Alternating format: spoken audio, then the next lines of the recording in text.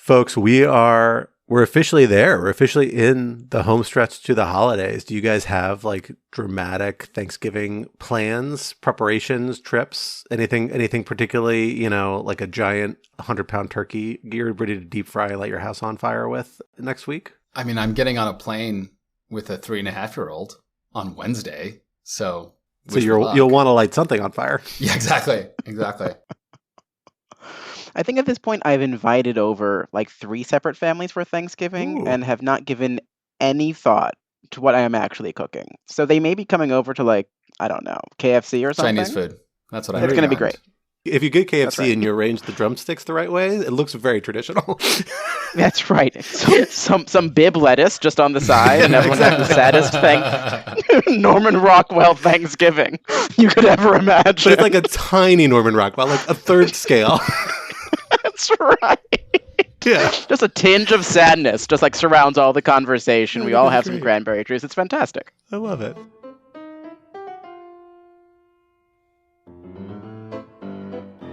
Hello, everyone, and welcome back to Rational Security. I am your host, Scott R. Anderson, thrilled to be back here with a wonderful set of my Lawfare colleagues, including co-host emeritus Alan Rozenshtein. Alan, thank you for coming back on the podcast. My pleasure. Never a co-host, but frequent guest. In some ways, the person with the deepest trauma associated with Rational Security about all our guests. Brookings Senior Fellow Molly Reynolds. Molly, thank you for coming back on the podcast. That's quite a title to assign to me, Scott, but it's good to be here. Most traumatized Rational Security guest, Molly Yeah, Reynolds. when you're forced to be a guest because otherwise you just have to listen to it through your office walls, I think you get a special prize. Fair enough, though. That was not that you. In this iteration of Rational Security, should not have to bear all the responsibility for your forebearers. I don't know. Collective responsibility. It hangs over us still. I do like the idea that one of the primary reasons Molly has been a guest on RatSec so frequently is because we're burning her time every week anyway, because she can hear it through the wall, so she might as well join if she's going to have to waste an hour and a half a week. I mean, as I said to Scott, we're going to talk about recess appointments and the adjournment clause, and I had to get ready to talk about this to lots of other people anyway, so why not come on and do it while also making jokes with all of you? There you go. The dream scenario. This is our strategy. You may have noticed all 3 of our guests wrote pieces that were about the segments we're talking about this week. So it's a familiar strategy, but it works out well for us here at Rational Security.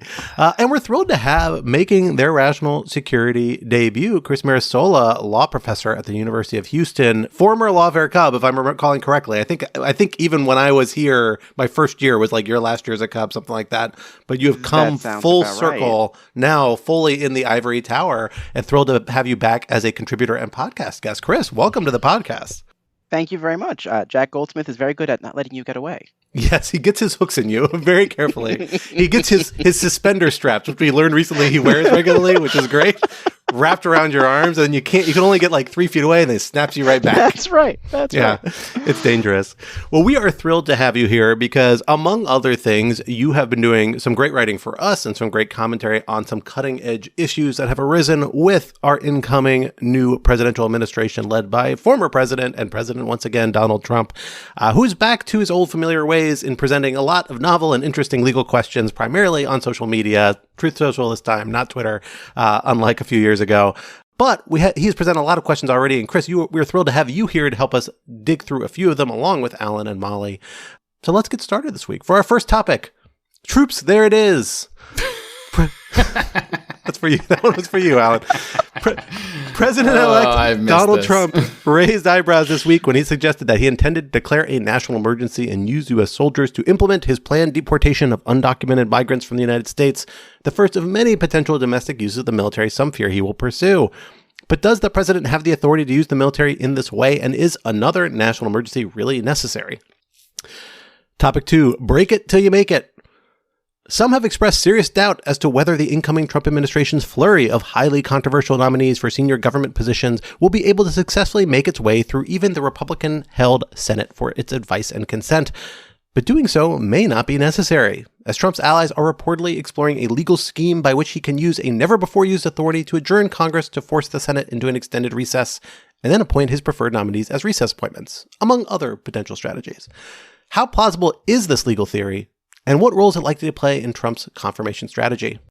And topic 3, rolling back the clock. While he was once one of TikTok's greatest enemies, President-elect Trump has changed his tune. On the campaign trail, he came out against the ban on the controversial social media platform passed by Congress, which is set to go into effect early next year if its China-associated owners do not divest. Will Trump try to come to TikTok's rescue? And if so, what could he possibly do? Well, for our first topic, Chris, let me come to you because you just ran yesterday as the day of recording, which is Wednesday, November 20th, a very useful piece in Lawfare digging into a lot of these legal questions raised by this proposal for former President Trump, indicating that he does in fact intend to declare a national emergency and use troops to implement his mass deportation plan. We all have to bear in mind sometimes President Trump, former President Trump, future President Trump says things and doesn't follow through or doesn't mean them quite the way we think he means them.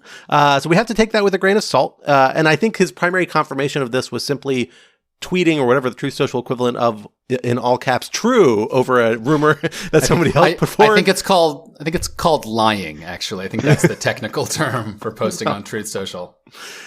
Truthing, with a number of exclamation marks, just to make clear how emphatic it was. But nonetheless, there's a strong reason to believe something like this may be something what the Trump folks are thinking about. If nothing else, he's indicated an interest in using the military to pursue different aspects of immigration control, deportation, border security, going back to his first presidency where he did a number of times. So your piece does a great job breaking down kind of what's new about this, what isn't new about this, and how this fits into authorities. Let's start with the new question. Like, how new is this? And how much is this a sort of practice that Trump may be able to build on in terms of using troops for this sort of function within the United States? Yeah, so I think that in substantial part, it's not new. And some of it is not new because he did it before, and some of it is not new because other presidents have done it before, including President Biden. So maybe we'll start with like the existence of the emergency declaration in the first place, right? That's not new, I think, because of both of the reasons, right? So he declared an emergency at the southern border during his first administration. That was rescinded by Biden on his first day in office. He then, President Biden, that is, declared a different emergency about, the ongoing drug trafficking crisis a bit later into his presidency. And he used that new emergency, which didn't mention the southern border in particular, to make available to the Secretary of Defense a personnel authority that allows the Secretary to bring National Guard and other reserve component folks into an active duty status more quickly than would otherwise be possible under like steady state personnel laws. And so that legal authority was the same legal authority that President Trump made available in his first southern border national emergency declaration, right? And so I'd expect to see that again in this new national emergency declaration, right? There's a lot of flexibility you get from it. It's practically very useful. Folks who, wear uniforms and are officers enjoy that kind of authority. So I'd expect to see that again. Something else I think that we will see in this new national emergency declaration is this legal authority making it easier for the Secretary of Defense to do construction projects on military installations. And I think that this authority is most likely to be used to build like migrant detention facilities on military installations. Military construction has like a really broad definition. So this doesn't mean that they're like creating a new barracks that is some like very sturdy building for migrant detention. It can just be like a rather permanent looking tent, right? Would also be included in military construction. This statutory authority also isn't new. It was made available in the Trump administration southern border emergency first administration to build a border wall. And so there's a lot of like litigation that we, can project just based off of looking at what happened last time. And so those are like the two buckets of emergency authorities that I think we can expect based on this kind of expected national emergency declaration. But none of those really get to the foundational proposal that he's getting at, which is this idea that we're going to use troops to do this. Where does that authority come from, if that's something the president can do? And what's its relationship to this national emergency declaration that he seems to clearly link to it? Great, yeah. So to actually deploy the military to the southern border doesn't require any emergency authority. So there's a steady state statutory authority for the Secretary of Defense to provide military personnel to support the Department of Homeland Security's, and CBP in particular's, efforts to enforce immigration laws at the southern border. It was enacted in the National Defense Authorization Act for 2016, and it was used throughout the Trump administration in the first term. In the Trump administration, the Defense Department used National Guard personnel in this wonky hybrid status that I think we've all increasingly heard about. Section 502F of Title 32, it allows National Guard to continue acting as part of their state, in their state militia status to conduct a federal mission. So here, the federal mission is providing support to DHS under Section 1059. It's a really broad authorization to support any immigration enforcement actions done by CBP at the southern border. And the National Guard folks who are in this Title 32 status are free to conduct law enforcement functions because they're not limited by the Posse Comitatus Act like active duty folks would otherwise be. Just to be clear, the Posse Comitatus Act is sort of restrictions for folks who may not be familiar with it, may have listened to it. What does that usually restrict, and why would that be an obstacle here? Great. So the Posse Comitatus Act usually prohibits any member of the armed forces from executing any law enforcement function unless there is a statutory or constitutional exception authorizing them to do so. And so usually you would need something, for example, like the Insurrection Act to get around this prohibition, authorizing the president to use, soldiers of the army, for example, to enforce the laws in LA after the LA riots in 1992. So this is like a really interesting schema. It's not unfamiliar. It's kind of like a game we've seen play out, or a couple games combined now. We've seen play out a few times before in a variety of contexts. And really, particularly when we come to 502F, like multiple administrations. The Biden administration used 502F different ways, the Bush administration, Obama administration, and Trump. Different ways, but all kind of similarly pushing the envelope a little bit. And it strikes me as a fundamental weirdness of this is that it's end running the Posse Comitatus Act, and these national emergencies to some extent have been used to end run, for example, border wall construction. Maybe you're going to see a similar objection, although slightly different relationship with Congress so far on the construction of camps. If, for example, Congress rejects funding for camps and they try and use this to pursue it anyway, that's kind of the situation the border wall ended up in. So it strikes me this is like end running lines that Congress has drawn pretty consciously. Molly, let me come to you on that as our resident kind of Congress watcher, Congress expert. Like, how big an issue is that likely to be here? How much does Congress actively patrol these sorts of limits that seem to be worked around in this kind of creative fashion instead of coming to Congress for authorization? Something I guess the Trump administration could still do, but hasn't given any indication that it intends to do.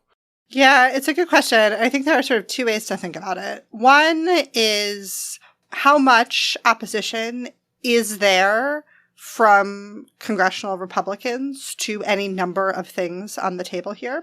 And then second, if there is opposition and if Congress does try to flex its muscle in any number of ways, what might the Trump administration do to simply disregard Congress's attempt to push back against what they have planned? So on the first question, this is an area, particularly the declaration of a national emergency, that kind of unlocked some flexibilities for the first Trump administration along the southern border. This was a place where we saw pretty active opposition from some congressional Republicans in 2019. So in 2019, Congress voted twice to overturn that declaration of a national emergency. This is provided for in the National Emergencies Act. There were 7 Republicans in the Senate who are still in the Senate now, who voted to overturn that declaration at least once in 2019. But that bloc and their preferences do not necessarily look the same now in 2024 as they did in 2019. So it includes, for example, Marco Rubio, who is set to depart the Senate to become Trump's Secretary of State. It includes Mike Lee, who has taken like quite a Trumpy turn in the intervening time. It does also include some of the folks who we, in general, expect to possibly be resistant to some of the things the Trump administration wants to do, like Lisa Murkowski and Susan Collins. But I think generally we should remember that the Congressional Republican Conference overall has gotten sort of more sympathetic to Trump since the first Trump administration, not less. The second thing I'll say is that in any number of cases, including this one, I think we have reason to be worried that the Trump administration, in the presence of pushback via the appropriations process from Congress, will simply attempt to disregard what Congress has said about how it should spend money. So I think there are real questions. Obviously, part of how the National Emergencies Authority works in this case is it unlocks certain abilities for the executive branch to transfer money among accounts.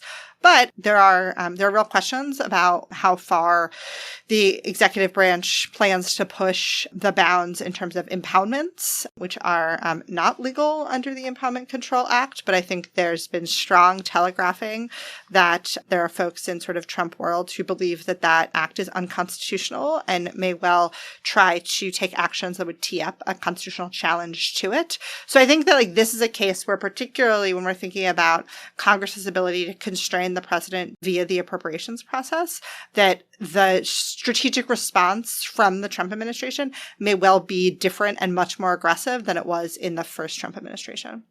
So I just want to ask a general question, and this is not meant to be rhetorical or cute or even provocative. It's an actual question that I've long thought about, which is, what is the actual problem with involving the military in an operation like this? So put aside for a second whether this operation itself, going through the country and rounding up and deporting hundreds of thousands, if not millions of migrants, many of whom, haven't, or have been lived in the United States their whole lives, with the horrible humanitarian toll and the separation of, like all of that seems very bad to me. But let's say you've decided to do that. Okay. What is so much worse about involving the military in that? Is it that we think the military is going to do it in a more brutal way? That doesn't seem plausible to me, actually. I think, if anything, our military is exceptionally well-trained and much more professional than, say, your average police force or whomever. Or at the very least, it's not obvious to me they'd be worse at it.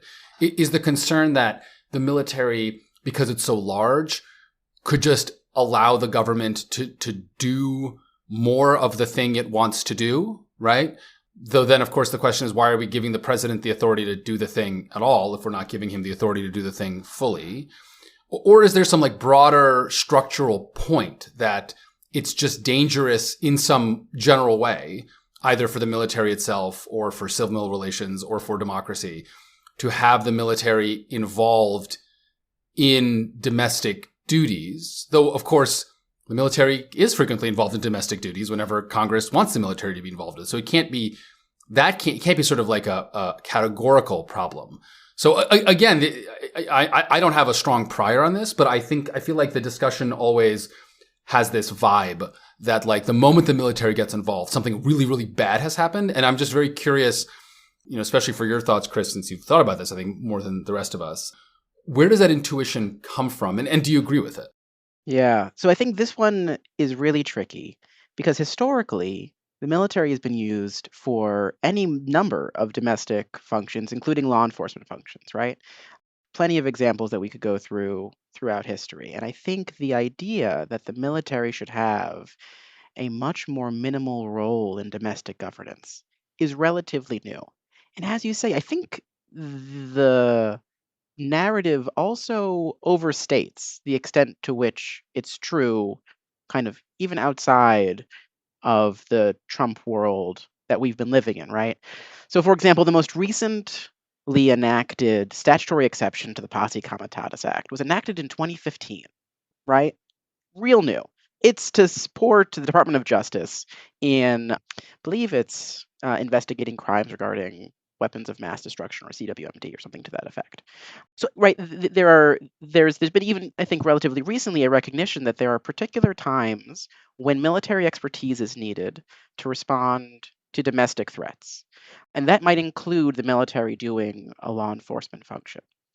I think the pushback that you get, the line that folks, I think, are trying to straddle here is the tipping point at which you go from the military being involved in domestic governance is an exceptional kind of circumstance to one where it becomes all pervasive. And I think pervasive use of the military in domestic governance could be problematic for, I think, at least two reasons. One, because it degrades the ability of non-military organs of government to govern, which has all these implications you might imagine, right, for like long-term potentials for a coup or things like that, right? I mean, it just like degrades the character of a civilian democratic regime. And then second, I think it also affects how the military understands its own role within the polity, right? And so I think there is an ethos within the military, right, that it stands apart from domestic politics. And this is not necessarily true in many other, even democracies, right, if we look across the world. Even if you look at like Western Europe, for example, right, there is much more robust use of the military for law enforcement than there is in the United States. It's just like kind of a difference in, I think, political tradition that I think is at least in part related to the fact that our Constitution provides so much more discretion to the president than political regimes in Europe often provide to their heads of state. So that's like one bucket, I think, of concerns. Another bucket of concerns, I think, more practical, which is that you have to make trade-offs in how you're going to use the relatively finite number of military personnel that we have in the United States. And if you're going to be ramping up competition with China, you're going to need a lot of those folks to be deployed or ready to be deployed outside of the United States. And so if you're using relatively more military personnel for these domestic missions that are fundamentally different in character from, prosecuting a war outside of the United States, right? That has implications for like whether they're being trained usefully, whether they can be deployed quickly, and kind of more practical questions like that.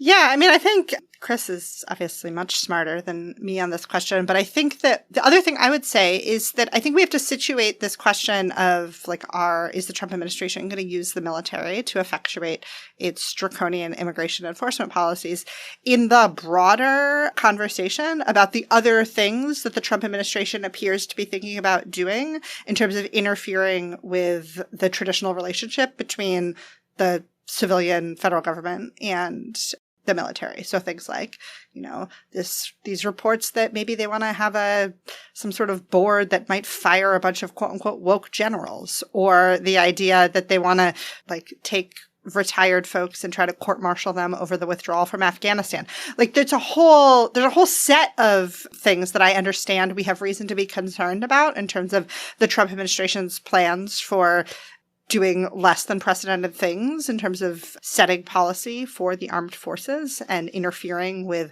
our expected division between, again, civilian folks and the military. And so I don't know, in addition to everything that Chris said, I don't know if we can think about this question as entirely separate from what Trump and the Trump folks want to do with the military more broadly. That's a fair concern. And I think it's worth teasing out like one assumption that you have, Alan, and that Chris touched on the second prong with address, but I kind of emphasize a different part of it, which is the preparedness and efficiency aspect of it. Like, I think there's a fair question there about some of these tasks, right? Like insofar, especially if you're using 502F, meaning you're using like National Guard forces that have been mobilized and kind of donated by a governor to pursue a federal mission. You don't know what the specialty of these troops are. The training level, there's like national training regimen, but this, policing functions in a kind of civilian environment is not something that all troops get a ton amount of training for. It was a huge friction point in Iraq and other contexts. When we've seen domestic deployments, we've seen a number of high-profile cases of mistaken shootings, whether it's from Kent State to Ezekiel Hernandez, a teenager who was killed on the U.S.-Mexico border, an incident by Marines in the George W. Bush administration, I think.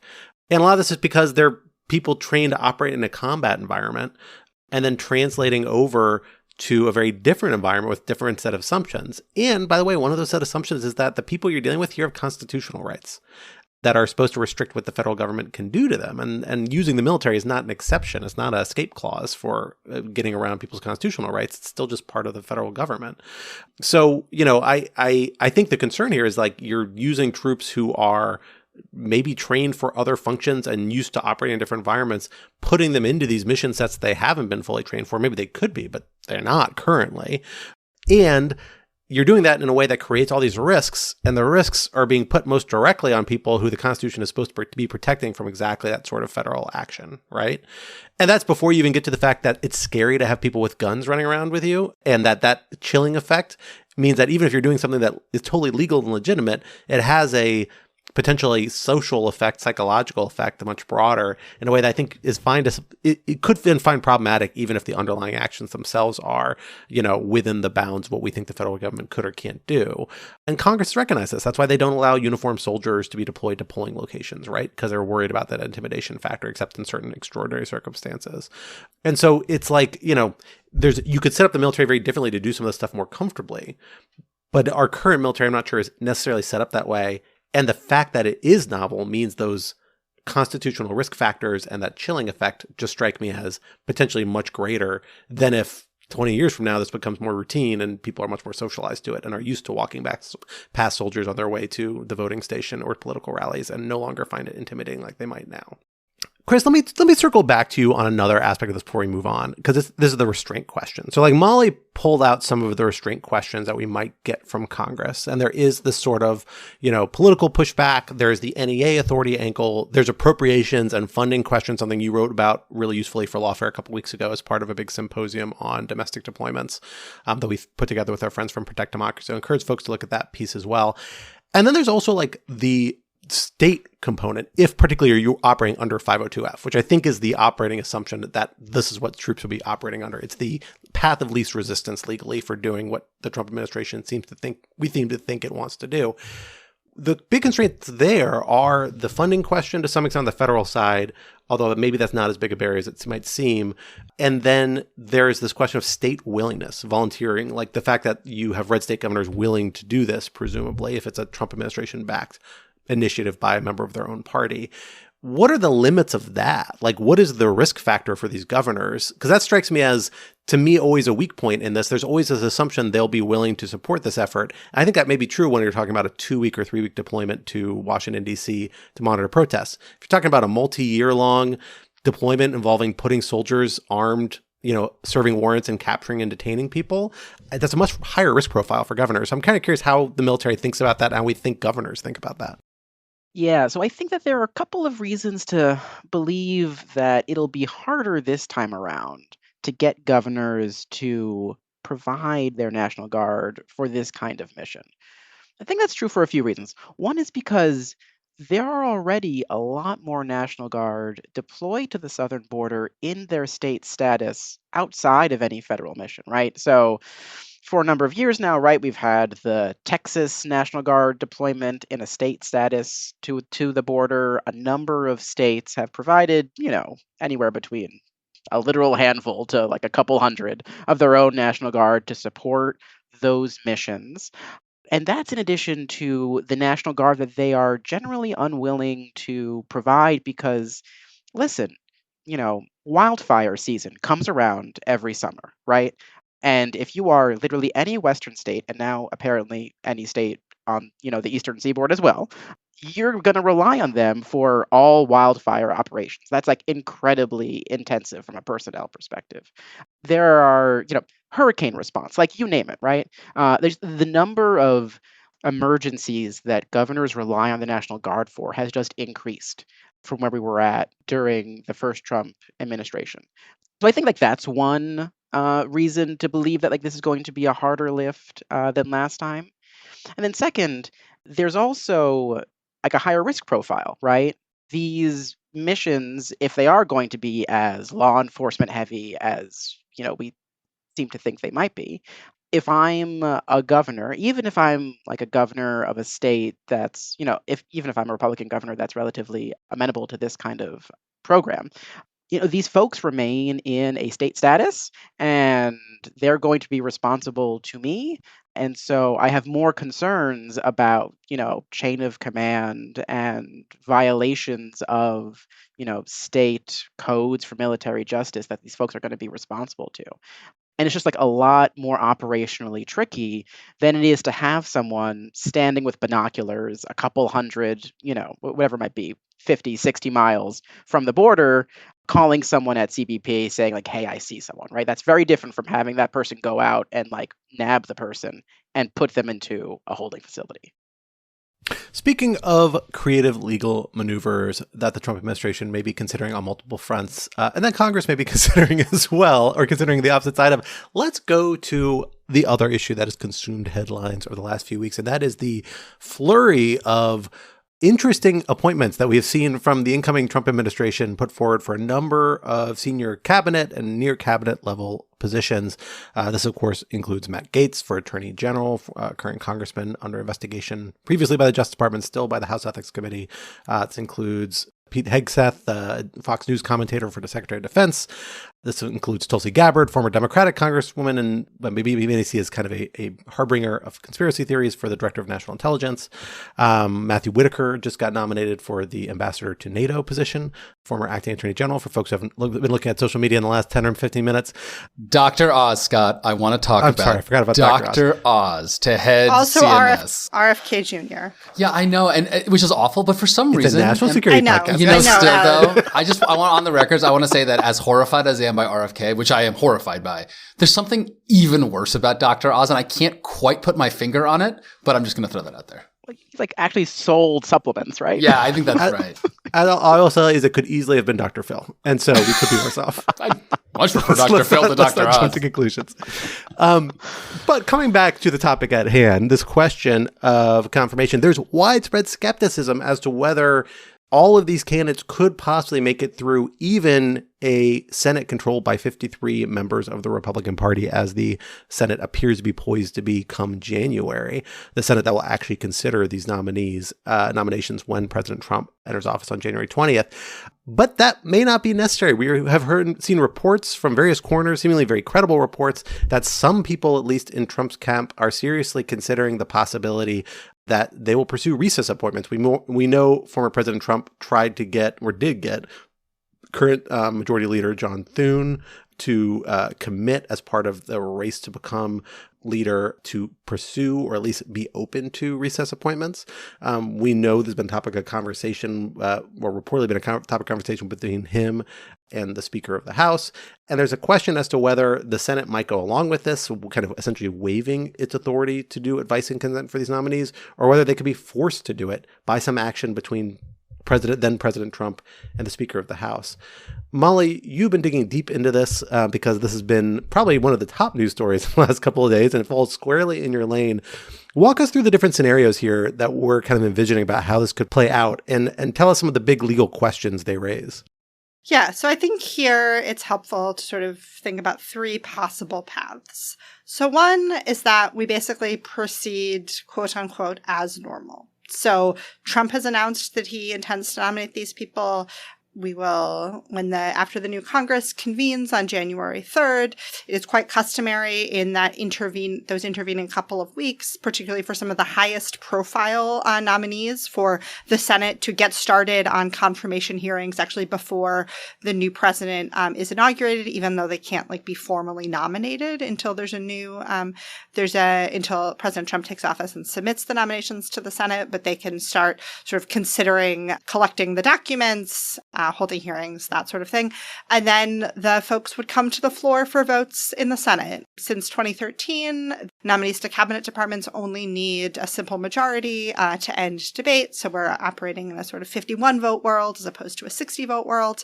And then they come to the floor.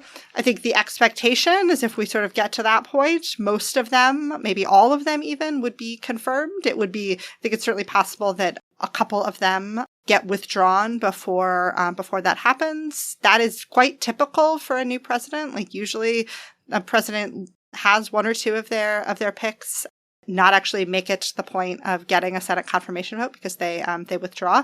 It is possible that someone could come up for a vote on the Senate floor and fail. The last time the Senate held a vote on a cabinet appointment that actually actively failed on the floor was John Tower in 1989. So it doesn't happen in a while, but is, would not be unprecedented. So that's sort of one possibility.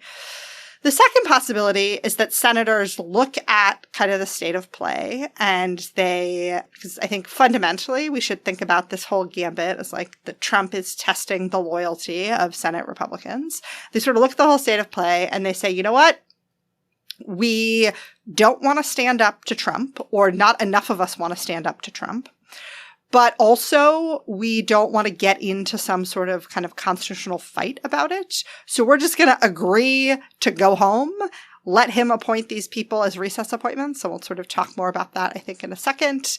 And sort of really prioritize in the sort of prioritizing politics, we're really going to sort of prioritize standing behind President Trump as opposed to asserting the institutional prerogatives of the Senate. I think one thing that's really important to remember here is that Republican senators have policy goals that they need Congress to act on in a way that's different than what President Trump's own policy goals are. So, like, Republican senators can't pass tax cuts unless they get to the point where they are thinking about tax cuts instead of having a fight with President Trump over his nominations. And sort of Trump knows that Senate Republicans ultimately need him to also do the policy things that they want. So the question is sort of are they willing to sacrifice their institutional prerogatives? The third option, which on some level is the most institutionally interesting one, I don't know, is this possibility where... In the same way that nuclear weapons are the most interesting weapons, I think. That's a good use of interesting, Molly. I like that understatement. Sure.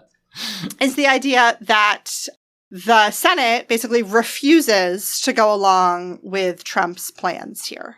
And so it could sort of refuse to act. It could refuse to affirmatively adjourn. And then we get into this scenario where Trump would potentially use Article 2, Section 3 of the Constitution, which says that the president can basically adjourn the Congress if the chambers disagree on adjournment. And we're going to talk a little bit about what do we know about what the word disagree means in that context, because I think that is one of the really open legal questions here. So the Senate could refuse to affirmatively adjourn, but sort of let Trump send them home. Or they could ignore, if sort of that's the scenario, they could ignore that Trump has tried to adjourn them and just keep meeting and keep doing what they're doing. And then I think we get again into another big set of legal questions. So those are the options on the table. I have no ability to judge at this point, which one of these is the most likely. But fundamentally, what you have is President Trump trying to figure out, how loyal are Senate Republicans going to be to him. And Trump is really interested in having this fight. He's really interested in picking this fight with the Republicans in the Senate. And the senators, by and large, are not actually interested in having this fight with Trump. They wish this would all just go away.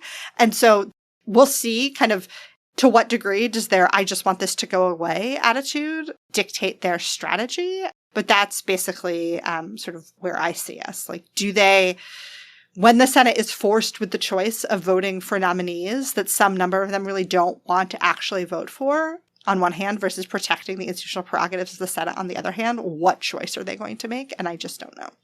And just to clarify, for both the latter two scenarios, the relevant threshold in the Senate, we know the threshold is a little bit of a moving target in the Senate more than the House, is a simple majority plus leadership, presumably. Yeah, so the motion to adjourn is at a simple majority. It is in Senate terms, it's not debatable. And the ability to filibuster something rests on whether or not the motion is debatable, because basically the way that you filibuster something is by refusing to end debate on it. So if it's not debatable in the first place, there's no way to filibuster it. So I want to come back to this idea about the kind of the adjournment authority, the kind of forced adjournment that is playing prominently in at least one version, probably the most extreme version of these sorts of plans if the Senate doesn't go along willingly. Before we do though, let's dig into a little bit about recess appointments and what we know about how they're considered legally. Alan, I happen to know that this issue arose the same week you were teaching a Supreme Court case called Noel Canning to your, I don't know if it was 1Ls or 2Ls, but to your law students there at the University of Minnesota, which is very relevant, probably the most relevant case. So talk to us a little about what we know about how the court thinks about this, the legal knowns, legal unknowns, and what we don't know that we don't know about what the Supreme Court thinks about this issue. Yeah, the timing of it was nuts. I even got to screenshot a Truth Social post and put it in my slides, which was the first and I wish last, but I suspect not last time I will have to do that while teaching con law to a bunch of impressionable and frankly pretty bewildered 1Ls. So the Constitution provides that, generally speaking, the Senate has to confirm presidential appointees, but that when the Senate is in recess, the president can fill vacancies up to the end of the next session of the Senate. And so Senate sessions last for a year. And so basically, if you have a recess appointment sort of close to the beginning of, the first session of the Senate, then that recess appointment will last actually almost 2 full years. So the recess appointment is a very powerful power. And the reason it's in the Constitution is because in the late 18th century, when the Constitution was written and enacted and ratified, that is, there were no telephones, there were no cell phones, there were no airplanes, right? It was very hard to get to Congress, and the Senate took quite long recesses. And so, if the Attorney General died, right, while the Senate was in recess, it could be months potentially before anyone could get back to Washington, D.C. And so this exists, this recess appointment clause power exists to deal with that problem. Of course, in the 21st century, that's not an issue anymore. If the Senate does not choose to confirm someone, it's because they don't want to confirm that person. It's true they go into recess, but the recesses are quite short. The intersession recess, the recess between the annual sittings, is like a couple of weeks long in the end of December. And then there are intra-session recesses, a week or two here and there for vacations. But you never need to appoint someone within 2 weeks. That's not how any of this works. So in some sense, the recess appointments clause is just kind of this vestigial thing in the Constitution that today largely exists as an end run around the Senate confirmation process. Though, to be fair, it's one that both Democrats and Republicans have used. So it's not like a partisan issue that it's used. So the latest case on this is this case from 2014 called Noel Canning, in which the question was whether President Obama had validly recess appointed a couple of members of the National Labor Relations Board. And the tricky thing there was that he had done so while the Senate was in an intra-session recess. So this was not the December recess between the Senate sessions. This was, I don't remember which vacation it was, but it was some vacation that the Senate took during the session. And also, this was not a vacancy that had occurred during the recess itself, right? So it's not like the Senate went on recess and then the NLRB suddenly lost a member. This NLRB recess, vacancy pre-existed, and Obama just couldn't fill it because, I think it was a Republican-controlled Senate, right? So the court hears this case and it decides a couple of important things. It decides that first, the recess appointments clause applies to both inter and intra-session recesses. The recess appointments clause also applies to vacancies that pre-existed the recess, right? But and so this is these two holdings are very helpful to the president.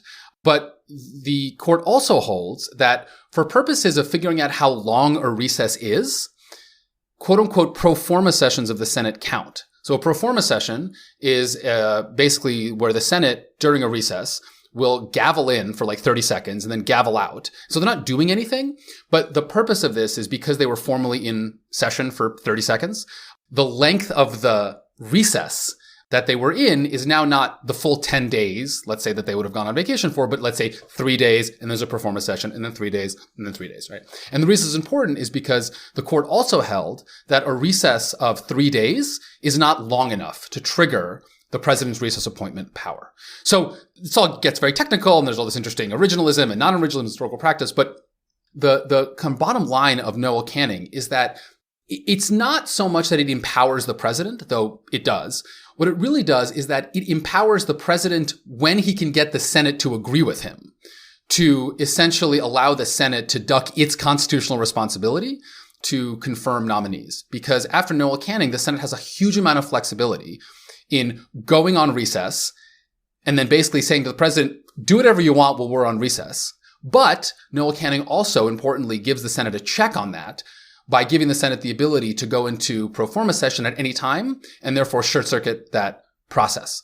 So that's kind of the state of play after Noel Canning. What Noel Canning does not do, and I'm sure we'll talk about this in a second, is answers the far more interesting question, I think, of where the president and the Senate can't agree, and the president wants to not just get around the Senate, but do it in a way that violates the Senate's own desires. Can the president forcibly adjourn Congress? Yeah, and that last question really rests in large part on the definition of the words in disagreement here.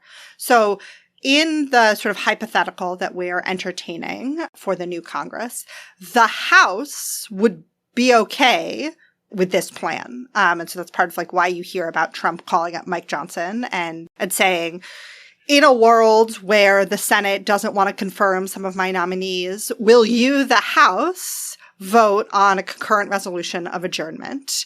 And then that would put the Senate in a place where it has to either choose to also vote on that resolution, because the House, to adjourn for more than 3 days, the House and the Senate have to be in agreement on this. They can't adjourn for more than 3 days without the consent of the other. So it would put the Senate in the choice of either do you consent to a recess that's long enough to let me, Trump, make my recess appointments, or do you not?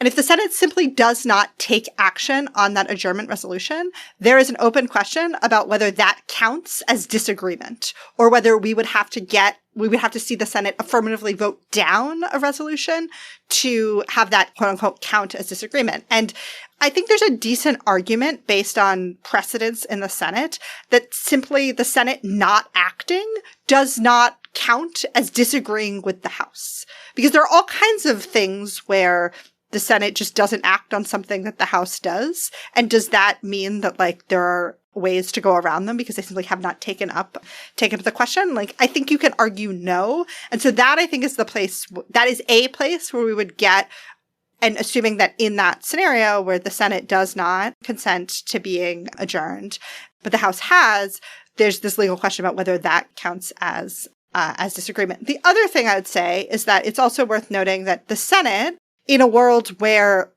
like Trump has forced them to go home against their will, sort of pushes this idea that the Senate not acting on an adjournment resolution counts as disagreement, and he can sort of push them out of session.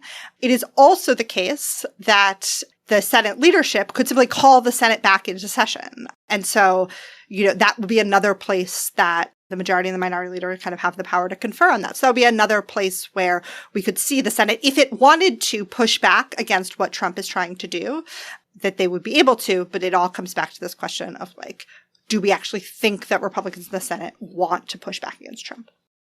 This is fascinating, and I'm not an expert on any of this, and so this is a question. Welcome to Rational Security, Chris. Yeah, great, fantastic. We hope you come back many times. So if we're in this world where we think that the Senate wants to kind of stick up for itself, I could imagine like Trump having two different kinds of motivations. One, like just wanting to test senators' individual resolve. And if that is a correct assumption about his like motivations, then like, yeah, right. I'm with you that like we get to constitutional crisis land. If his goal is to like get Gates into his cabinet meeting, and he's less interested in like constitutional crisis land, like wouldn't he be more interested in like abandoning the nomination and then appointing him to some not Senate confirmed position, and then through like the Federal Vacancies Reform Act, like not appoint anyone to be Attorney General, and like through the weird route that statute allows non-confirmed assistants to like get to being an acting Senate confirmed position, like get Gates to be his AG for like the same amount of time you'd get if he was, a recess appointment, right? Like something less than a year, right? It's like 300 days under the FVRA. 210. Doesn't. Oh, okay. But a good long anyway, time. like Yeah, right. He gets him something, and then he can like make him something else, and then he can perform the duties of the attorney general for like some other unknown period of time. Yeah, so I think this is a good question. Like, I do think that I tend to think what's going on here is that this is a Trump loyalty play. But I think you're right to raise questions about what role the FVRA and the power to use acting officials is going to play in the Trump administration, because we saw that in the first Trump administration. And I think we have lots of reasons to think that that might be another place where where he's going to be like even more aggressive in the second administration. And I think that, one of the things I think we can think this way, particularly about the Gates nomination, is that there are any number of people who I think are willing to do the things at the Department of Justice that Trump believes Matt Gaetz is willing to do. And there are whatever reasons that Trump has decided to try to put Gaetz in that slot to start with. But as a substantive matter, as a matter of like what the Justice Department is going to do and look like, there are other people you could swap in for that. And I think that's true in a number of these cases. And so as we think about what's actually going to matter for policy going forward, I think asking these questions about the FVRA are really important, especially because I think it's in some of these other cabinet departments, and thinking here about places like RFK Jr. at HHS and Linda McMahon as the education secretary, where what's really going to matter is who they try to put in kind of the number 2 positions at those agencies, or that second level of political appointees, and whether those are people that they try to get in via as actings via the FVRA, that sort of thing. I think these are in some ways, so like the big institutional constitutional crisis question is about like, does the Senate roll over on Trump and let him use the recess appointment power in ways that I don't think really anyone, or certainly not very many people, think it was originally designed for, versus these policy questions about who is actually making the decisions that matter for people's lives. And that I do think the FVRA is much more consequential for. And just one other aspect of this that I think is like about that. I tend to think of like Trump acting much more instinctually on these things, like less strategic. I don't think this is the execution of a carefully calibrated you don't believe the plan. 19-dimensional chess gambit. I don't. I think this is like a very instinctual driven thing. That doesn't mean like the loyalty test theory is wrong, because I think there may be like a psychological driver for that, because I don't know what the political value of winning a loyalty test is necessarily, but I think it's like much more instinctually driven. And here, the recess appointment thing was just a huge pain in the first Trump administration's ass, right? Like, it did work. It actually worked pretty effectively most of the time. Like, they got lots of people they wanted different places, but it raised all sorts of legal questions. You mean the Vacancies Act? Not I'm sorry, the FVRA. Sorry, Vacancy Act. Sorry, not recess appointments. Like, that worked pretty well for them last time. I have no doubt they'll turn back to it again, but it did cause all sorts of complications. You have the slightly shorter time frame. It's substantially shorter, but like still a long time frame, but it is shorter. You got questions of whether, you need to have a Senate confirmed official doing in certain capacities or not. You have challenges regarding the order of succession, whether the FVRA can trump statutory orders of succession. I think that issue got like more or less resolved. Like it raises just a bunch of these individual questions, and they have consequences, as we saw about people challenging DOJ actions out of Whitaker. Now, as I want to get to in a second, I don't think you get out of those by pulling some of these other machinations. They raise a lot of the same questions, but my sense is like they see an opportunity here to take a swing at a bat that will be, at least on the surface, seems like it's going to be less complicated. It's new, and it has this sort of power play element, which I do think Trump and some of the people around him like to lean into these sorts of power plays when they have them. And so it's a swing at a bat, but I have no doubt the FVRA is going to end up being the safety net if it doesn't work out. And then we'll be stuck having these same conversations we had for 4 years, a couple years ago, juggling like which officials can do what when. Right. And not just if this gambit doesn't work out, but even if this gambit works out, we're still going to be having a lot of big questions about actings. I want to come back to that, but I'll get back to that in a second. Can we go back to the disagreement question? Sure. And the kind of the quote unquote, the other nuclear option, that we're talking about with respect to the Senate? Because the more I think about this, and to be clear, like no one has any idea what this term means. We're all just making this up as we go along, right? And there's no precedent on this. Constitutional law, man. Yeah, exactly. Yeah, if any of my 1Ls are listening, earmuffs, right? Don't listen, right?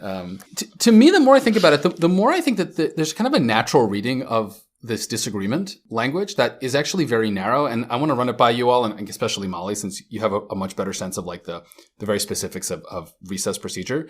So to me, the most natural reading of this disagreement provision again, given the background presumption that one of the things the framers thought was the most horrifying thing in pre-revolutionary English practice was like when the king would prorogue Parliament. So like whatever they wanted, they did not want that to happen, right? Or they wanted to minimize what that. a great word. It's a great word. Prorogue is a great word. Given that, so the Constitution, right, as you pointed out, Molly, prohibits any house from going into recess for more than 3 days without the consent of the other house, right? So given that that is the most natural place where you would have a disagreement, because the Constitution literally therefore sets up the possibility for a disagreement on that point, isn't it most natural to read disagreement in the other part, with, the part that we're talking about, as with reference to that, which is to say, the House says, I would like to go into recess, right? Or I propose we go into recess. And then the Senate says, no, you cannot go into recess. We do not consent for you to go into recess. Then there is an actual disagreement about something, right? It's a disagreement the Constitution most clearly imagines. It's a disagreement that would cause massive problems for the House of Congress that is not being permitted to go into recess. And therefore, it makes sense for that House of Congress to then turn to the adult in the room, the president, and say, Mr. President, right, Madam President, please let me go into recess, right? My big brother, right, is not letting me do so. If that's the case, then it seems like what the most Speaker Johnson could do in this situation is to propose through a concurrent resolution that both houses of Congress go into recess. And then the Senate can actually act on that, right? It doesn't have to just not act. It can say, you're free to go into recess. We're not going to go into recess, but you're free to go into recess. And therefore, what are they disagreeing about anymore? Right now, yes, technically, I guess they're still disagreeing about whether or not they both go into recess. But again, I mean, it seems just the most natural reading of the word disagreement here refers to the disagreement over letting the other house go into recess for more than 3 days. Why is that? Why am I wrong? Right? Or is it not that I'm wrong? It's just who knows? I don't know. That could be a reading. I mean, what comes in Article 2, Section 3, what comes after the phrase in case of disagreement between them is a clause that says with respect to the time of adjournment. Like, how do those two clauses? I love it. How do those two clauses I want to go interact? out at 4, and they're like, no, 4:30. Exactly. And then this is the constitutional crisis. I have no idea. We are just really like, this is, as in so many cases with things with the Trump administration, we're in this world of procedural edge cases. Like, these are not circumstances that I think anyone thought the language was meant to anticipate. And so I have no insight into that question, Alan, because I don't know that anyone really knows like what was meant by, and I'm a lowly political scientist, but like I certainly don't know what was originally meant by this. This is like maybe like a related thing that I think actually might be helpful. Like, how does one or the other house like consent? Like, what is the actual form that it takes? Like the consenting to they send a letter? Yeah. So text with the caveat. Fist bump. Yeah. With the caveat that particularly post Noel Canning, we really generally don't see either chamber recess for more than 10 days. We see this use of these pro forma sessions, but it generally takes the form of a concurrent resolution, where one chamber passes the concurrent resolution, it goes over to the other chamber, and the other chamber passes it as well. And because it's a concurrent resolution, it doesn't require the signature of the president. But that's the sort of mechanism by which this happens. And I think like if this comes to pass, that's how I expect it would come to pass as well. And just to say, the House could pass a concurrent resolution saying it's going to adjourn until X date, send it over to the Senate, and the Senate could amend that and send it back to that. Like this is a normal piece of a normal resolution, but I think that's generally how it's done and what I would expect to be the mechanism at play here. Well, speaking of our incoming president as a procedural edgelord, let us turn to a new case that raises some similarly peripheral, Pareto optimal from a perspective of talking about on a podcast, legal questions. And that is a question of the TikTok ban. Of course, we all know that Congress passed a ban. I think the PAFACA? Yeah, the Protecting Americans from Foreign Adversary Applications. Control Act. Yes, PAFACA. I gotta say, as much as I mock the stupid backronyms, this could have really used one. Yes, I agree. This is its acronym appears to be like an offensive term in Yiddish, as far as I can tell. What a pafaka that one what a is. pafaka. This bill is a real pafaka, as far as I can tell. Regardless, the pafaka bill is supposed to go into effect banning TikTok from the United States early next year, right before President Trump's inauguration, Alan told me before we started recording, but has certain provisions in it that provide an escape if there is an adequate divestment of the China-associated owners and ownership structures from TikTok. That is the source of a lot of, if not all of, the concern with TikTok's prevalence in the United States among Congress and among various other people who are critical of TikTok. And that mechanism is something that you, Alan, have written about recently. It might provide an exit path, an escape strategy for a Trump administration or not. I don't think we 100% know. Talk to us a little about this. You wrote about this for Lawfare, I think, end of last week. Walk us through it a little bit, how you think this could play out in the different scenarios and way this provision within PFACA comes into play. Yeah, so the key to understand what's going on here is to recognize that although I can't call it that anymore, the TikTok law is about TikTok, right, and ByteDance. Coward. Its actual mechanism of enforcement is not against TikTok. It is against the app stores like, Apple and Google app stores and the cloud service providers like Oracle that provide service to TikTok. They're the ones that would get punished if after TikTok gets banned, they continue to provide services to TikTok or distribute the app. And the Attorney General enforces the law, and the maximum penalty is $5,000 per user who get access to TikTok, which is like, that adds up actually pretty quickly. So the key here is that if Trump wants to help TikTok, the people he has to convince is actually like the general counsels of Apple and Oracle, because they're the ones that have to tell their CEOs that, yes, it's okay to continue serving TikTok, right? Either distributing the app or providing cloud services. Because after all, like Apple and Oracle and Google and whatever, they're private companies. Like, they don't have to do business with TikTok if they don't want to, right? So all of these stratagems that Trump world might have, like, you have to think of them through the perspective of, if you're the general counsel of Apple and Tim Cook comes to you and says, hey, can we keep doing business with TikTok? What are you going to advise him, right? And so there are basically like three things that Trump could do, right? One is he could get Congress to repeal the law. That'd obviously be the cleanest way of going about it. Whether he could do that, whether the votes are there for it, whether it could be done in time, I'm very doubtful. But like, that would be obviously the cleanest way of doing it. The second thing he could do is he could direct the Attorney General Matt Gaetz or whoever it is, right? Pepe LaFrog or whoever it's going to be, to not enforce the law. And fine, like that would be something. But again, of course, if you're the general counsel of Apple, that's not going to fill you with a lot of comfort, because like some random Trump truth that, I'm directing the Attorney General not to enforce this law in all caps is not really going to provide you comfort. The company's still violating the law. Trump's very mercurial. Like, now you have this kind of blackmail over you, right? Because now Trump can sort of change that at any moment and go after you. So I don't think that's going to work. So you need more legal comfort. And the potential, and this is the thing that I've sort of focused most on, is the definition of what qualified divestiture means. So the law basically bans TikTok unless there is a, quote, qualified divestiture. And qualified divestiture is defined as, quote, the president determines after an interagency process that, and then there's a bunch of like predicates like the TikTok is no longer owned by a foreign entity. It's not controlled by a foreign entity, right? But if you focus on the first words, right, the president determines after an interagency process, this raises the question of like, what does that actually mean, right? Does that mean that Congress has given the president like plenary authority to determine whether there's been a divestment? I don't think that's the best reading of the statute. I think that would frustrate Congress's purpose, but you could read it that way, right?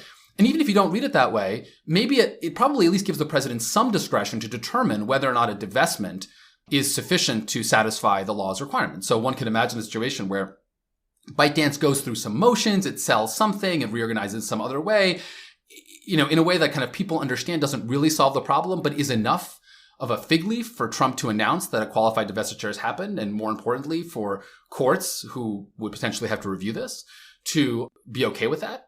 And then finally, no matter what Trump does, even if the Trump announced divestiture is like obviously really fake, it's not entirely clear who gets to sue. I mean, we have these standing requirements, which means that like Congress can't sue. I can't sue as like an offended law professor. So, who would sue? I mean, I guess like Facebook could sue because they're a competitor to TikTok. Maybe Apple or Oracle could sue for a declaratory judgment to clarify their liability, their legal obligations, but someone would have to sue.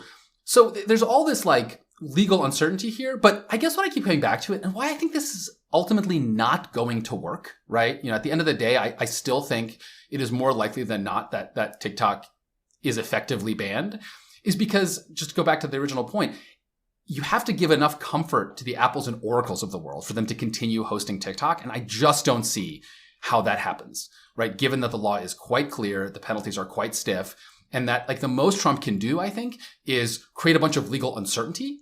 But what I don't think he can do is provide enough legal certainty to these companies for them to be willing to continue to do this. But, we're also in a situation where Silicon Valley, I don't think they've turned toward Trump, but they're certainly not interested in pissing him off. So, maybe he'll be able to hammer something out, but it's a real mess. It's going to be very interesting. Chris, let me turn to you on this. I'm curious because I know, your study of national security statutes and your background as a Department of Defense attorney before you went into academia, if I recall correctly. These sorts of certifications and declarations and determinations are, bread and butter in a lot of national security related statutes. How does Alan's concern / questions about how a future Trump administration may address it here fit into past practice and maybe even past Trump administration practice from the prior presidency? Do you have a sense about how credible do you find these different avenues that the Trump administration might pursue that I think Alan's as ably illustrated for us? Yeah, I mean, I think I generally agree, right? That so if we're in like option 3 land where there's like some sort of factual record that's put together. I mean, like, this is not uncommon, right? I mean, all of the border wall litigation, right, is like hinges on like these 5-page memos that say like, look at this map and there are these people, they're coming over the border and like bad. And like, right, and that gets submitted as a declaration in the litigation and it gets to like the Supreme Court and it's like, it's a whole factual record, right? So I think Alan's talking about like a similar kind of a factual record. Like one like practical reaction that I had is that like it's like astonishing how long it takes to create a 5-page document. Like it would be fascinating to see like how quickly they're actually able. What if you just make up the facts behind that 5-page document? I mean, listen, Chris? even making up facts, like you've made like final exams before, right? I mean, like making up facts is hard. You've worked in government. You know how long it'll take to generate a 5-page memo. Come on. Yeah. If you want to cook the books, you have to like turn the fire on and bring the water to a boil. It's like a whole process. It's a whole process. So like that's going to take a while. And I also wonder like if it gets lost in like the first couple of days, we're trying to, send the military to the border. Like, I wonder where this like lands in, the stack of like the things we want to put on fire on day one. Something that also like occurred to me, and it's like a little bit tangential, I think, to your question, Scott, but like I was curious about like Alan's perspective here. I think there are like 30 states with like different TikTok bans of like different sorts. And like part of me wondered, like, say he's able to throw the Hail Mary, they produce this 5-page document. Even in this post-Chevron world, the Supreme Court thinks that it deserves some kind of deference, which is ironic, but whatever. And, they write like this particular, whatever it is, PIFA band, is like not on the table anymore. Like, I'm in Texas. We can't use TikTok and like any number of other like PRC related technologies on like government devices. Like, I wonder how much of practical effect it would even have anymore if this like has already pervaded all of the states. Yeah, I mean, I think the short answer is the bans that have been struck down as unconstitutional have been the broad bans. I think Montana had a broad TikTok ban, and the argument's been like, look, states don't have national security goals, like they're not allowed to invoke that. The bans that have succeeded are the ones that are like the ones in Texas. I don't know the exact litigation posture of that one. But the government equipment ones. But I don't think that's actually like the thing TikTok is scared of. Like TikTok, like a world in which like TikTok is fine, but you can't use it on your government issued cell phone. Like TikTok can live with that. So there's another big actor in all of this, and that is the actor kind of we've been talking about through all three of these topics, and that is Congress. Because this bill was popular in Congress. Congress enacted it eventually with the support of the Biden administration, but initially over some reservations. I think the Biden administration kind of got on the boat because it saw the boat was leaving the dock on this ban to some extent. It's got bipartisan support. It's been a focus of harping by a lot of Republican members of Congress for a number of years, much more vocally than Democrats for the most part. And notably, like several of them seem poised to be in Trump's cabinet or close to the center of power, at least when you're talking about Marco Rubio and a handful of others. So like, how do we anticipate Congress reacting? Because in my mind, and Chris and Alan can disagree with me, but like the real sanction, the real concern when you have like an open-ended determination provision like this that hinges on presidential determination is rarely that the courts are going to jump in and reject it, because the courts just don't like to do that. It's that Congress will say, well, that's just not credible, Mr. President. And then somehow they'll legislate some other solution, right? It is a and then impeach and remove him, right, Scott? Well, I'm not saying it's effective, but this is the underlying assumption Congress seems to operate on. Sweet Scott Anderson. We have these handshake arrangements, and this is how we do things, and don't make us go to the next line by betraying our confidence by acting in a way that completely lacks in credibility. But again, administrations do it on these things. Not regularly, though, but every administration a handful of times pushes the envelope on these sort of certifications, and the first Trump administration certainly did in a number of cases. Although, again, not most of them, I would say. So, Molly, that's a long setup. But for you, like, what is Congress going to do about this if this does get nixed by the Trump administration? What are the politics around this particular act? Yeah, so you're right that when it came up in Congress, it got a lot of bipartisan support. So it's worth noting that the House voted initially on this standalone piece of legislation. It got 352 votes in the House. There were 65 no votes. Those were mostly Democrats. There were also 15 Republicans who voted no. But then its ultimate passage was actually not as a standalone bill. It was as part of a broader broader measure that provided supplemental funding to Ukraine. And so it's a little, we don't necessarily know where like individual senators were voting wise, because it did not come up for a standalone vote in the Senate. I mean, I think there's a broader, really interesting question here about issues on which there's disagreement within Trump world and who's going to win on those issues going forward. So obviously, like Rubio, who stands to be Secretary of State, was a big supporter of this legislation, quite hawkish on China. And that was, again, how this was kind of sold to members of Congress. And so, like, he may think one thing, but then Trump himself has said other things. And there may be other people in Trump's orbit who have different views on banning TikTok. And I think one of the things that is most difficult for people like us who are trying to do work that is an empirical description of the world when Donald Trump is president is just the sheer amount of uncertainty, and that is kind of always at play because we don't know who's going to win out in the end because, again, Trump's own preferences tend to be pretty malleable. So, like, do I think that this is going to be the place where members of Congress, like, put up a big fight against Donald Trump if he decides he's going to take whatever step to not ban TikTok? Not really. But I do think that, like, this question of where are there issues where there is disagreement among Republicans? And again, I think a lot of them are in the foreign policy space, is going to be really important to watch. Well, folks, that is all the time we have together for this week. So we will have to leave the conversation there. But this would not be Rational Security if we did not leave you with some object lessons to ponder over in the weeks to come. Alan, what do you have for us this week? So I have a present that my wife and I got our toddler that is amazing, and I encourage all parents of small children to consider getting this. This is something called the Yoto, Y-O-T-O. It's I don't even know how you describe it. It's like it's like an iPod for kids where you put in, like, you buy these cards and the cards are like audiobooks or soundtracks to Encanto. That's in heavy rotation in my household right now. And like the kid can stick it into the Yoto and like can operate it. Clearly this was designed by extremely, extremely good child psychologists who understand deeply how a 4-year-old mind thinks. And it's amazing because it doesn't have a screen, or it doesn't have like a real screen. And it's like really fun to let your kid like listen to the audiobooks of Llama Llama that they love so much. And like, it's endlessly interesting and it's fabulous. I mean, I will clearly bankrupt myself and my family buying these stupid cards, but I will do so happily because it is a way of keeping my child entertained, and because I am taking my child on a plane ride next week for Thanksgiving. I am extremely excited about this. I see some other parents on this call nodding. Do all of us have Yotos?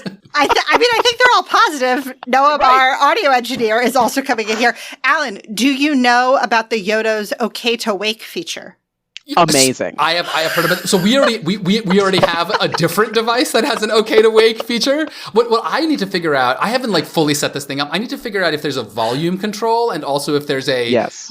It shuts off at 9 p.m. because as much as I like the idea of my child listening to Llama Llama on repeat till 2 a.m, he does need to go to sleep at some point.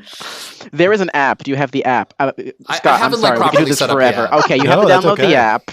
You have to download the app because you can do all the things. Okay, you can also like remotely control the Yodo player from your phone. Oh, hell yes. If you leave it at home, you can like have it on your phone so you can listen to the thing on your phone. There's a portable one. There's a bigger one that's less portable. There's a podcast. Sorry, Molly, I'll stop there. It has a white noise feature. Guys, RatSec has reached peak millennial parent. I'm sorry for all of our listeners. Sorry, guys. This demographic, but this is our life. I am bringing my whole self to work. My lived experience is that I will bankrupt myself for more Yodo cards if necessary. Fair enough. Well, I will admit we have a competitor that I will leave unnamed that we quite like, but that involves little figurines. Yeah, exactly. Lose the figurines. Charming. They're very difficult to keep They're very track painful of. when you step on them, which is what I've learned the hard way multiple times. If Yodo wants to sponsor Lawfare, I will happily do a Yodo ad. How do we get RatSec into the set of podcasts I don't you know. can listen to on the Yodo? I think we just put it on the cards. Obviously, we just Well, need to that's get some right. actual security You can cards. record a card. We need a RatSec for 4-year-olds edition, RatSec Kids, Lawfare Kids edition. My goodness. Well, with that endorsement, three-way endorsement, because I can't claim personal experience, but I may be jumping out and buying one of these things under our belt. Let us turn to you, Molly. What do you have for us for an object lesson this week? I have something that is decidedly not targeted at my 4-year-old, which is the FX adaptation of Patrick Radden-Keefe's book, Say Nothing. So this is a book about the Troubles in Northern Ireland that sort of hinges on the existence of a copious oral history record that then becomes evidence in a case, an unsolved murder case from the Troubles.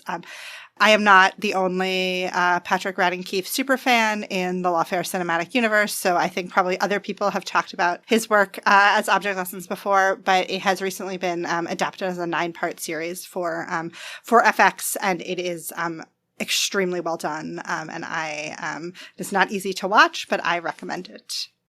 Excellent. Yeah, I am looking forward to that immensely myself as well. Although I have a queue of television, I don't know if I'm ever going to work its way through before my kids get out of college. Chris, what do you have for us for an object lesson this week? Your inaugural object lesson. I know, its stakes are high. So John Baptiste, who's an amazing musician, has a new album called Beethoven Blues, which is him riffing on a number of different classic Beethoven pieces. And it is absolutely amazing. It's inspiring. It is fun. It is a nice way to not think about how you use the military in the United States. I'm a huge fan.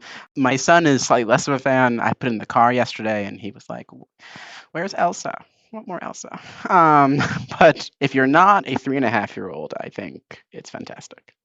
A wonderful endorsement. My object lesson actually has a John Baptiste appearance as well, because he appeared in a movie I quite enjoyed that I finally got to watch this weekend, which is Saturday Night, the dramatization of the first episode of Saturday Night Live, where he played the musical guest as Billy Preston, the musical guest, or one of 2 musical guests they had on that first episode. My wife and I watched the movie. I may have liked it a little more than she did, because I am very into early Saturday Night Live as a very interesting cultural icon of the 70s. Which captures not just comedy. In fact, if I'm being honest, it's really not that funny, but also musical performance and artistic performance. There's interpretive dances that people come on to do. The Muppets, Jim Henson does a weird adult dirty Muppets routine. It's pretty phenomenal. The movie was good, captured a lot of good little character actors. I really enjoyed it. I don't know if it was the most brilliant movie I've ever seen, but what we did that I highly recommend is we downloaded the first episode of Saturday Night Live and watched that first. So we saw the actual final historical product, and it helped so much to contextualize the movie. I don't know if I would have liked it nearly as much if we hadn't done that first. first. And I think all that first couple seasons of SNL is worth watching on its own because, again, it's such a snapshot of a moment in history in a way that people don't appreciate if you watch SNL today, because it really was like a genuine variety show meant to simulate bohemian downtown New York, like kind of alt culture, which is cool inherently by definition. So long story short, that's how I spent my Saturday night. I recommend it to anyone looking for something to do this coming weekend. Check it out on both fronts. With that brings us to the end of this week's episode. Rational Security is, of course, a production of Lawfare, so be sure to visit us at lawfaremedia.org for our show page, for links to past episodes, for our written work, and the written work of other Lawfare contributors, and for information on Lawfare's other phenomenal podcast series, including Escalation, coming soon. While you're at it, be sure to follow Lawfare on social media, wherever you choose to socialize your media. And also be sure to leave us a rating or review wherever you might be listening. 5 stars if you're up for it. We greatly appreciate your support. Also, sign up to become a material supporter of Lawfare on Patreon for an ad-free version of this podcast and other special benefits. For more information, visit lawfaremedia.org/support. Our audio engineer and producer this week was Noam Osband of Goat Rodeo, and our music, as always, was performed by Sophia Yan, and we are once again edited by the wonderful Jen Patcha. On behalf of my special guests, Molly Reynolds, Alan Rozenshtein, and Chris Mirasola, I am Scott R. Anderson, and we will talk to you next week. Until then, goodbye.